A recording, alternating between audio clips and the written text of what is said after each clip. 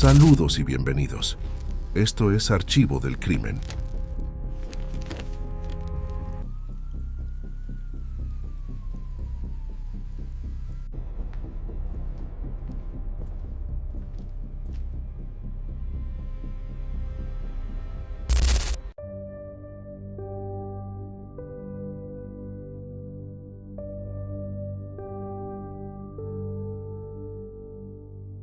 La mañana del 25 de enero de 2006, la colonia Moctezuma de la Ciudad de México se preparaba para un día habitual, sin sospechar que sería la escena de un evento crucial. En la entrada de un departamento, un joven inquilino observó de reojo a una mujer que corría apresuradamente. Era corpulenta, de torso ancho, y su cabello rubio destacaba mientras vestía una blusa roja. La imagen le resultó vagamente familiar, una sombra que parecía coincidir con las descripciones que llevaban meses circulando en los noticieros sobre una figura criminal. Movido por la creciente inquietud, el joven se dirigió al departamento de su arrendadora, Ana María de los Reyes Alfaro, una mujer de 84 años con quien compartía una relación de amistad. Al entrar, la sala estaba vacía, pero al llegar a la cocina, se encontró con una escena perturbadora. Ana María se encontraba sin signos vitales en el suelo y la evidencia en su cuello sugería un ataque. La descripción que proporcionó a las autoridades sobre la mujer que vio huir provocó un silencio en la línea. Los agentes reconocieron al instante que se habían topado, quizá por pura casualidad, con la persona que habían buscado por años, una sombra siniestra que acechaba a la población de la tercera edad. La cacería había terminado, pero para comprender cómo se había llegado a ese punto, era necesario volver al origen profundo de la furia. El camino de Juana Barraza Samperio estuvo ligado a la tragedia desde su nacimiento, el 27 de diciembre de 1957 en Hidalgo. Su padre, Trinidad Barraza Ávila, abandonó a la familia ese mismo día, un evento que marcó el inicio de una vida de inestabilidad.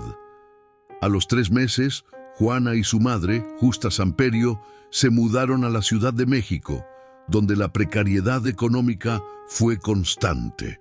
Sin embargo, el dinero no fue la peor de las carencias, sino la relación con Justa.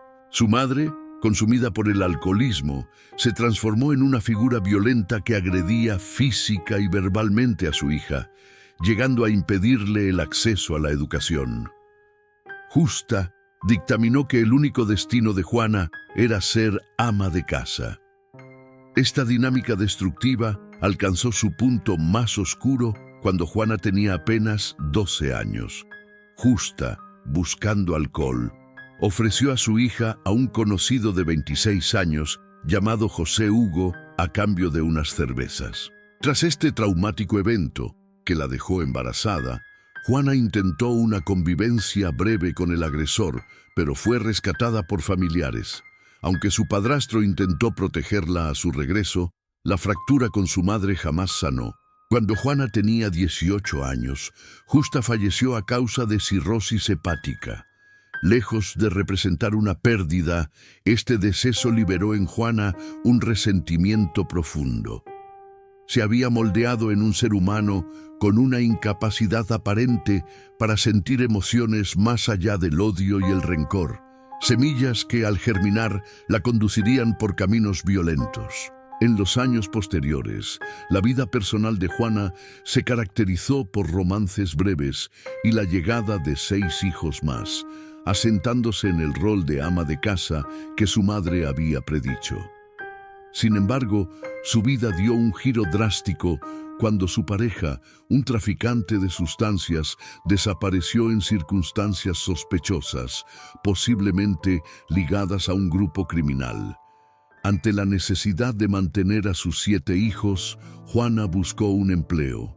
A pesar de estudiar enfermería, terminó realizando labores domésticas o vendiendo palomitas en las afueras de los estadios. Una nueva tragedia sacudió su vida cuando su hijo, José Enrique, fue hallado sin vida a los 24 años tras una riña callejera.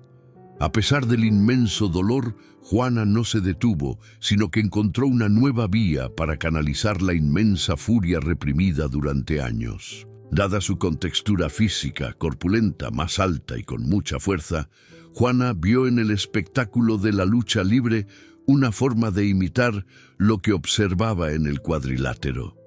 Adoptó el apodo de la Dama del Silencio, vistiendo un traje rosa y blanco con máscara de mariposa, y comenzó a competir en el circuito capitalino como luchadora profesional. Durante un tiempo, el ring funcionó como una válvula de escape, descargaba su rabia y obtenía ingresos para su familia. Lamentablemente, esta estabilidad fue efímera. Durante un combate, Juana sufrió una lesión en la columna.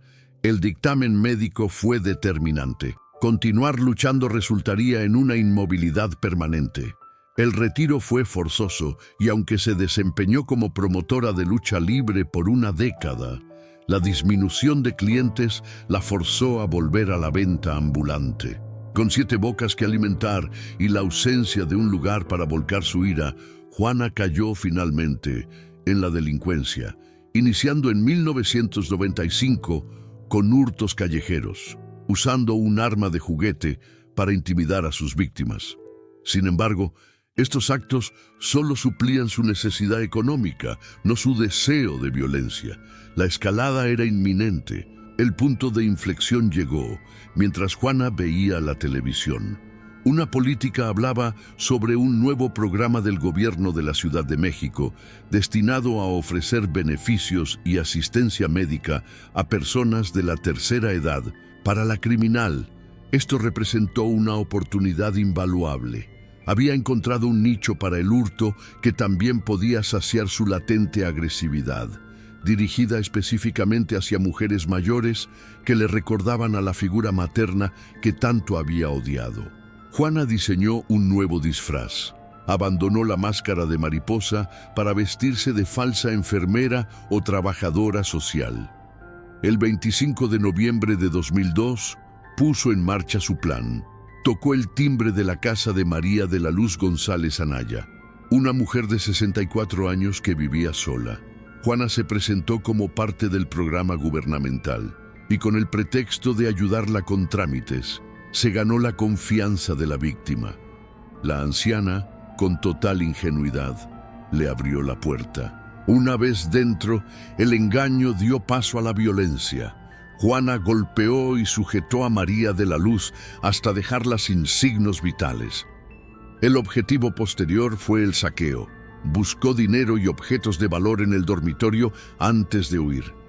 Este primer crimen demostró que el hurto por sí solo ya no era suficiente. El acto de quitar una vida se había convertido en un nuevo y sombrío pasatiempo. A partir de entonces, Juana se dedicó a atacar a mujeres con el mismo perfil, ancianas entre 60 y 90 años que vivían en soledad. Se presentaba con un estetoscopio y un carnet falso, utilizando el programa social como señuelo. Las víctimas, al sentirse atendidas, la dejaban pasar sin necesidad de forzar cerraduras. Dentro de las viviendas, Juana recurría a la violencia de forma inmediata, usando armas blancas o estrangulando a las señoras con cualquier objeto a su alcance, como pañuelos, cuerdas o medias elásticas. Finalmente, saqueaba la casa y escapaba sin preocuparse por eliminar los indicios, vendiendo los objetos sustraídos en el mercado negro. A lo largo de 2003, las autoridades capitalinas comenzaron a notar una alarmante coincidencia. Un número creciente de decesos de personas mayores de 60 años que vivían solas, todas con signos de haber sido estranguladas. El modus operandi sugería un único autor serial, una conclusión reforzada al comprobar que las huellas dactilares encontradas en varias escenas pertenecían a una misma persona, aunque no figuraban en ninguna base de datos policial previa. Un detalle forense llamó la atención. En ninguno de los cuerpos había rastros de piel bajo las uñas. Esto indicaba que las víctimas no habían desconfiado de su atacante y no se habían defendido, lo que validaba la estrategia de ganar la confianza antes de la agresión. Los testimonios de quienes vieron al autor huir de las escenas coincidían en una descripción: una persona de apariencia muy masculina, con facciones duras, espalda ancha, de elevada estatura, 1,70 m, cabello rubio y de unos 40 años. A pesar de los testimonios, la policía se negó rotundamente a buscar a una mujer, bajo la creencia de que el acto de estrangulamiento requería una fuerza que solo un hombre podía poseer. Centraron la investigación en la hipótesis de un varón travestido. Esta perfilación errónea generó un clima de tensión social y llevó a la comunidad gay a protestar, señalando que el periodismo y las autoridades estaban utilizando el caso para estigmatizar a un sector de la población. La prensa terminó bautizando al escurridizo criminal como la Mataviejitas. Presionadas, las autoridades intentaron cerrar el caso a toda costa, lo que resultó en una serie de detenciones equivocadas. Primero, capturaron a Alejandro Obando por intento de abuso, aunque sus huellas no coincidían con el expediente. Luego detuvieron a Araceli Vázquez García, una mujer de 39 años que, efectivamente, se hacía pasar por enfermera para robar a ancianas. A pesar de que sus huellas tampoco coincidían con las escenas de deceso, fue sentenciada a más de 17 años de prisión. Como era de esperarse, el número de víctimas siguió ascendiendo. La ineficiencia quedó nuevamente expuesta. En septiembre de ese mismo año, se detuvo a Jorge Mario Tabla Silva, cuyo único nexo con el caso era cumplir con un estereotipo criminal prefabricado por las autoridades. Fue señalado como responsable de 2 decesos y sentenciado a más de 61 años. Pero apenas un mes después, otro hallazgo sin vida demostró que el verdadero autor se burlaba de la inoperancia del gobierno. Con 24 víctimas atribuidas y una red policial encubierta desplegada en las calles, los asesinatos cesaron temporalmente. La policía creyó que el autor se había inmovilizado por miedo, pero en realidad, Juana Barraza solo esperaba el momento de volver a atacar. El caso, que había comenzado un día de 2002, estaba a punto de cerrarse de la misma forma que se había abierto, con un ataque sorpresa. El 25 de enero de 2006, Juana Barraza salió de su casa para ofrecer sus servicios domésticos, sin saber que su rutina criminal estaba a punto de terminar. Caminó por la colonia Moctezuma y se encontró con Ana María de los Reyes Alfaro, la anciana de 84 años, que regresaba encorvada de hacer un mandado. Juana se acercó, ofreció ayuda y la acompañó hasta su departamento, ganándose su confianza. Una vez dentro, el diálogo se centró en el precio del servicio de lavado. Cuando Ana María refunfuñó diciendo que Juana, una gata, quería ganar demasiado dinero, la respuesta fue la violencia inmediata. Tomando un estetoscopio que estaba sobre una mesa, Juana se ubicó detrás de la anciana y utilizó el cordón de caucho para inmovilizarla. Tras el acto, procedió a saquear la vivienda siguiendo su modus operandi habitual. Mientras huía, se topó de frente con el inquilino que ya fue mencionado, quien la miró de arriba a abajo. El joven, al entrar al edificio y encontrar a Ana María sin vida en la cocina, llamó de inmediato a las autoridades. La descripción que proporcionó coincidía plenamente con el busto y el retrato robot que la Procuraduría había confeccionado. Las sirenas se encendieron y la persecución culminó en la captura de Juana Barraza. En la comisaría se realizó la prueba de huellas dactilares. Para sorpresa de los agentes, coincidían con las encontradas en las escenas de los crímenes seriales. La verdad era ineludible. La persona que buscaban no era un hombre travestido, sino una mujer con una fuerza física inusual y un odio profundo. Juana confesó el asesinato de Ana María y otras 3 mujeres, aunque negó el resto de los casos atribuidos. Sin embargo, el hecho de portar en el momento de la detención un estetoscopio, planillas de solicitud de pensión y una tarjeta de trabajadora social, sumado a la evidencia dactilar, expuso por completo su patrón delictivo. El proceso penal concluyó el 30 de mayo de 2008. Aunque Barraza alegó inicialmente necesidad económica como motivación, terminó admitiendo la verdadera razón: el odio hacia las mujeres mayores que le recordaban a su madre abusadora.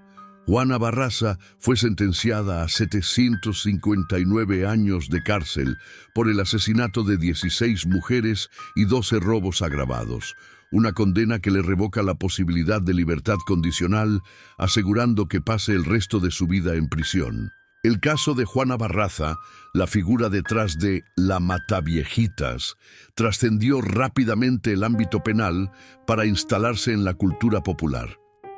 Desde 2008, su historia inspiró episodios de series de televisión como Mujeres Asesinas y documentales, llegando incluso a inspirar un capítulo de la reconocida serie estadounidense Mentes Criminales. Escritores como Víctor Ronquillo publicaron reportajes novelados, asegurando su lugar en la crónica negra de México. Dentro de la prisión de Santa Marta, Acatitla, Juana Barraza mantuvo un perfil paradójico, muy diferente a su comportamiento en libertad. Se mostró tranquila, dio clases de baile a otras reclusas e incluso abrió su propio puesto de comida. Su fama era tal que llegó a tener reclusas que fungían como escoltas. En 2015, esta nueva vida la llevó a enamorarse de un recluso, un hombre de 74 años que también cumplía condena por un crimen. Contrajeron matrimonio en una boda colectiva. Sin embargo, la unión duró apenas un año, ya que, según Barraza, se aburrió de él tras empezar las visitas conyugales. A pesar de su encarcelamiento y la abrumadora evidencia, Barraza nunca mostró arrepentimiento por sus crímenes. Incluso hoy pasa sus días cocinando y concediendo entrevistas, insistiendo en que es una persona honesta que respeta a la gente de la tercera edad y que fue utilizada como un chivo expiatorio por las autoridades, quienes habrían buscado cerrar un caso mediático. El gobierno cerró la investigación con su detención, pero algunas dudas persisten entre los investigadores y la sociedad, que señalan que los indicios sugieren que Barraza pudo no haber sido la única persona operando con un modus operandi similar en ese periodo. No obstante, la evidencia, las huellas dactilares y su confesión sobre la motivación, el odio arraigado hacia su madre, sellaron su destino y su lugar en la historia criminalista del país.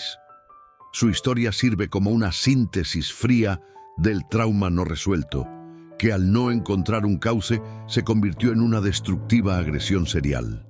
Esto fue un caso más en Archivo del Crimen. No olvides suscribirte. Nos vemos en el próximo expediente.